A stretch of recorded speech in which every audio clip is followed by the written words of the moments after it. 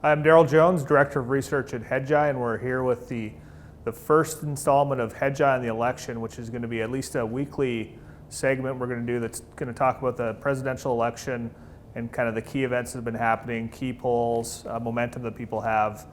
Today we're going to kind of lay the groundwork for what's been happening. The first thing we're going to start with looking at is the Republican side of the race. I think we have a chart here, but this chart shows basically all the polls of the top Republican contenders.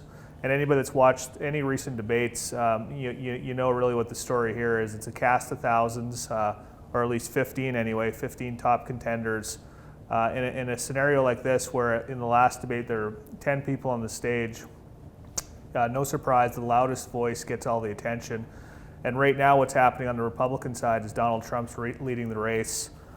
He's currently polling at about 24% or 23.5%.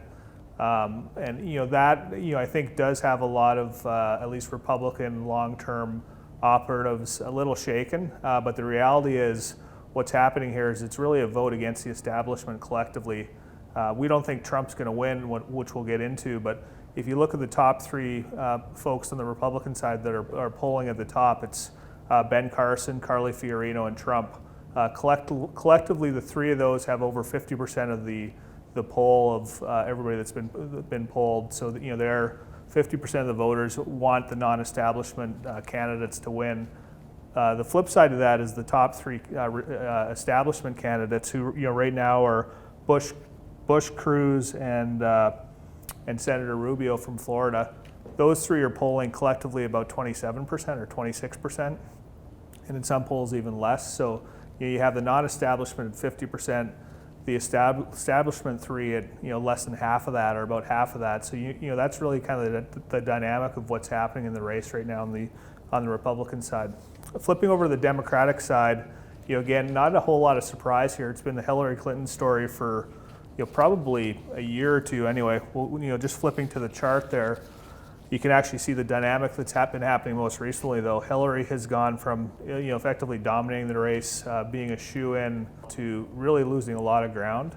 And she's lost a lot of ground, not because anybody else has entered the race, just because really her favorability ratings have declined dramatically, and we're going to touch on that in a second. But as you can see here, she's been polling still leading the number two in the race, who's Senator Bernie Sanders, by a wide margin. But what's interesting is, she's lost a lot of share recently, and it's not because anybody else has actually entered yet, but Vice President Biden has indicated he's contemplating it, and he's already at 20 points.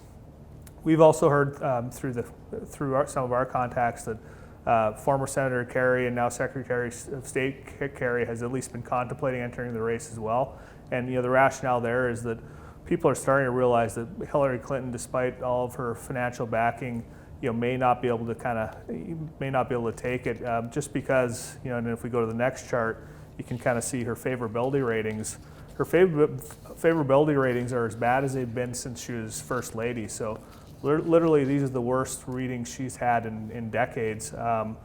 She's gone from having an extremely high favorability rating when she was Secretary of State, and kind of a nonpartisan character, to now having favorability ratings that are negative. So her current unfavorable rating, based on a poll aggregate, is 54%. Her favorable rating is about 41%. So really more than half the country has an unfavorable view of Hillary Clinton, and that's really bad for her election prospects if it stays at that level. I'm going to flip over to the last chart here, and this is, I think, what's kind of worrying the Democratic advisors and operatives right now.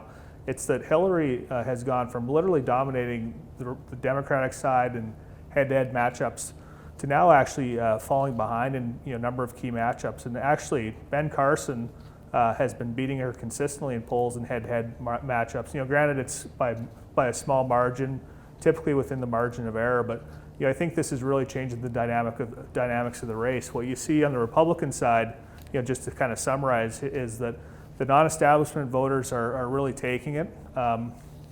Trump, while he's leading, has extremely high unfavorable ratings, and because of that, he's probably not going to get the nomination.